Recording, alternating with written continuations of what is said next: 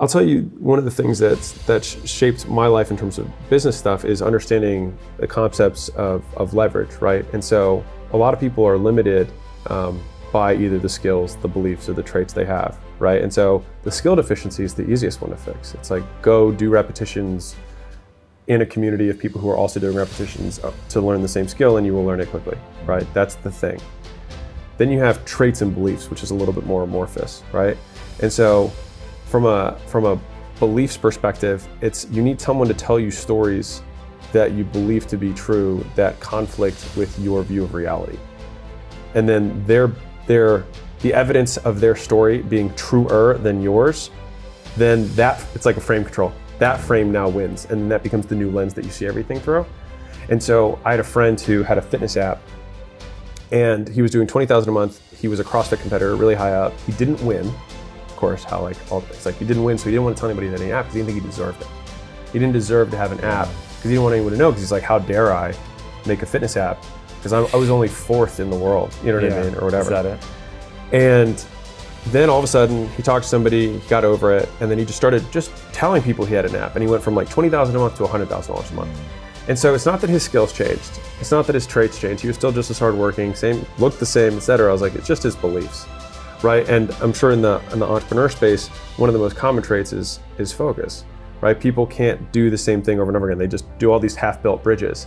And so I know for me, my big explosion happened in my entrepreneurial journey when I went from having 9 businesses, that is not a misspeak, 9, as in 1 less than 10, at the same time that I was CEO of all of. So I had a dental agency, marketing agency, I had a chiropractor marketing agency, I had Gym Launch where we'd fly out and do gym turnarounds, and then I had 5 gyms of my own. Jesus. At the same time. And I was somehow perplexed as to why I wasn't making any money.